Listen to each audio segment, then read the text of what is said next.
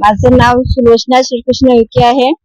आम्ही कंकासूरला राहतो। आमचं गाव हे पुनर्वसन झालेलं गाव आहे आणि आमच्या गावामध्ये पाण्याची खूप मोठी समस्या आहे। आमच्या गावात एकच विहीर आहे, सरकारी विहीर, आणि त्याही विहिरीची पाण्याची पातळी खूप खोल गेलेली आहे। त्यासाठी आम्हाला खूप रांगेत राहून पाणी भरावं लागते आणि आम्हाला त्या पाण्यामुळेच इतकी अडचण आहे की आम्हाला कामाला जायला त्रास होते। एक एक दिवस असा निघते की आम्हाला आमच्या कामाच्या खोरमा करावं लागते आणि घरी रोजी गमावून राहावं लागते। आम्ही पुनर्वसित असल्यामुळे आमच्याकडे शेती नाही आहे आणि आम्ही शेतमजुरी करायला दुसऱ्याकडे जातो। तर त्यासाठी कसं होते, कधी आम्ही पाण्याला सकाळीच येतो आणि विहिरीवर खूप गर्दी असते, त्यासाठी पाणी भरायलाच वेळ होते आणि आम्हाला कामाचा खोरमा करून घरी राहावं लागतं। त्याच्याने आमची रोजी पण जाते आणि आम्हाला त्याचा खूपच त्रास आहे पाण्याचा। राहणार इथंच आहे, कंकासूर माझं गावाचं नाव आहे। आम्हाला पाण्यासाठी खूप त्रास होतो। आमचा गावी फक्त एकच विहीर वगैरे आहे। आम्ही कामाला जातो तर कधी कधी मग या वेळानं तर पाणी वगैरे राहत नाही आमच्याकडे। मग कधी आला विहिरीवर तर मग खूप भीड राहतो विहिरीवर, काही खूप पाण्याचा त्रास होतो आम्हाला। मग लाईन लई वेळपर्यंत लावून राहावं लागतो। मग कधी दुपारी आलं तर मग तो पण राहतो खूप, तिच्यामुळे आम्हाला काही ह्याच नाही होत पाण्याची काळजी वगैरे करून। तर मग आम्ही कामाला कसं जाऊन, आमचंही काही लागतं की नाही घरी वगैरे करायचं। आमच्या गावात कोणी येऊन लोक पाहत नाही, मोठे सदस्य नाही पाहत नाही, गावचे कोणीच पाहत नाही, नळ द्यायला कोणी तयार होती तर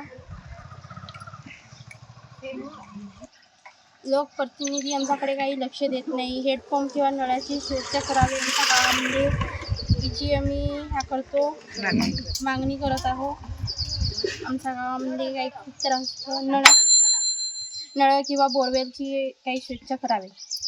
माझं नाव किशोर जनकराव विखे आहे। गाव आहे कंकासूर पुनर्वसन।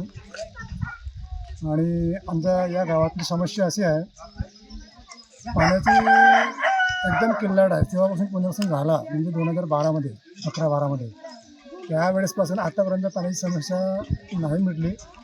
आणि मला असं वाटतं की समोर मिटतं का मिटणार की नाही, कारण की आमच्या या गावाचं पुनर्वसन झालं, या गावामध्ये आत्तापर्यंत ग्रामपंचायत स्थापन झालीच नाही। आणि भंडारा जिल्ह्याचा हा पहिलं गाव म्हणण्यात येईल की या गावात ग्रामपंचायतच नाही आहे। त्यामुळे असं वाटतं की जेव्हापर्यंत ग्रामपंचायत होणार नाही तेव्हापर्यंत पाणी समस्या मिटतो की नाही मिटत। आत्ता मागे आम्ही 10 दिवसापूर्वी आपले विधानसभेचे सदस्य आमदार साहेब राजूभाऊ कारेमोरे यांच्याकडे पण गेला होता संनिवेदन देण्यासाठी। त्यांनी फक्त आम्हाला मनाला लागलं पाहिजे असं मनापूर्वीच त्यांनी फक्त समाधान केले, परंतु अधिकारी आतापर्यंत त्या आमच्या गावाला प्रत्यक्ष भेट नाही दिला की काय समस्या। शेवटी आमदार साहेबांनी म्हटलं तर काय समस्या म्हणून। आणि दुसरं असं की 17-18मध्ये आमच्या या गावाला प्रशासन दत्तक म्हणून शासनाने घेतला होता। तो फक्त कागदापुरतीच राहिला, समोर काही नाही झाला, फक्त कागदामध्येच प्रोसेस झाला आणि त्याचा फायदा या गावातील कोणत्याही नागरिकांना नाही मिळाला। दुसरं असं की या गावात रोजगारासाठी म्हणून समस्या एवढी बिकट आहे की आज जर कामाला नाही गेला तर उद्या का खायचा, तो खूप मोठा विषय आहे तो आणि आम्ही शासनाला हेच म्हणत आहोत की आम्ही फक्त आमचा गाव हा कंकासूर पुनर्वसन हा 100% आदिवासी गाव आहे। 350 लोकसंख्येची वस्ती आहे आणि या गावामध्ये जमीन हा एकही लाभार्थीकडे नाही आहे। भूमी ही सगळे लाभार्थी भूमीहीन आहेत। आणि मला असं वाटतं की आदिवासी कायद्याअंतर्गत त्या प्रत्येक एका कुटुंबाला 1 हेक्टर जमीन द्यायला पाहिजे, नियमावली बसतो हा, पण आतापर्यंत शासनाने दुर्लक्ष केलं आहे। आम्ही मागणी केली, मिनिस्टरकडे मागणी केली, अधिकाऱ्याकडे, प्रत्येक वेळेस आम्ही निवेदन देतच राहतो आणि आमच्या पाठीशी अशोक भाऊ उभे राहतात, नेहमी येतात आमच्यासोबत। तर हा एक जुना विषय आहे, आतापर्यंत नाही मिटला। काही लाभार्थी असे आहेत की त्यांनी अर्ज केला आहे, पण आतापर्यंत त्यांच्या त्या अर्जाचं प्रत्युत्तर नाही मिळाला आणि ते आतापर्यंत संवेदनशीलच आहे, बरोबर। आणि महत्त्वाचा विषय असा की आमच्या या गावाला बाकीचे विषय आहेच आहे, परंतु या गावाला ग्रामपंचायतची व्यवस्था आधी झाली पाहिजे अशी माझी इच्छा आहे की, आणि वेगळीच ग्रामपंचायत, जेवढी शासनाचा नियम असा आहे की 350 लोकसंख्या पाहिजे, तर आमची 350 आहे। आम्ही त्याला कागदी पूर्तता करू की 350 आहे का नाही म्हणून। आणि जो काही प्रोसेस आमच्याकडनं आहे, माझ्याकडे मी देणारच, पण ते व्हायला पाहिजे पहिल्यांदा। बाकीचे विषय आहेत ते होतच राहतील, ठीक आहे, परंतु तो व्हायला पाहिजे. आमच्या या पुनर्वसन गावामध्ये जेव्हा 11-12मध्ये 7-8 ते 11-12मध्ये विशेष पॅकेज मंजूर झाला 10,50,00,000 रुपये, 10.5 कोटी रुपये. त्या 10.5 कोटीमध्ये आम्हाला माहीत आहे का फक्त 3,05,00,000 रुपयाची वाटप करण्यात आला आणि प्रशासनाच्या रेकॉर्डमध्ये 7,42,00,000 रुपये वाटप करण्यात आला म्हणून त्यांच्या रेकॉर्डला उपस्थित आहे.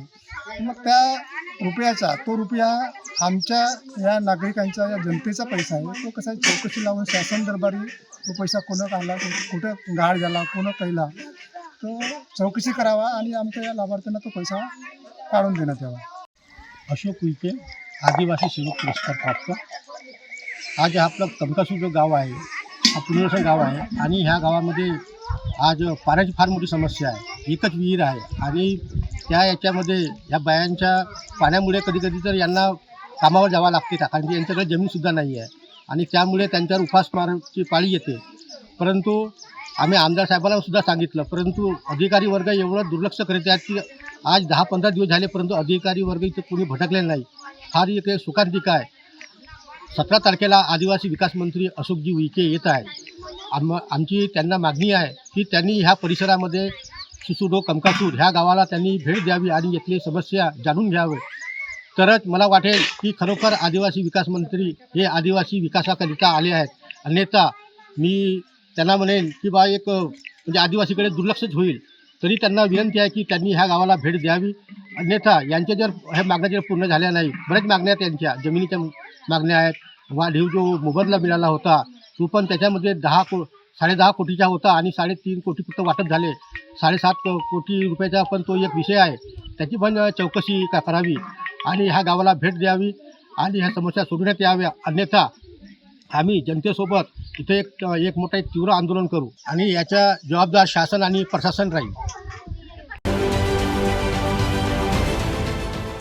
देश विदेशातील प्रत्येक घडामोडींचे लाईव्ह अपडेट मिळवण्यासाठी आता साम टीव्हीच्या सर्व सोशल मीडिया प्लॅटफॉर्मला लाईक, फॉलो आणि सबस्क्राईब करा. तसंच सर्व नोटिफिकेशनसाठी बेल आयकॉन प्रेस करायला विसरू नका.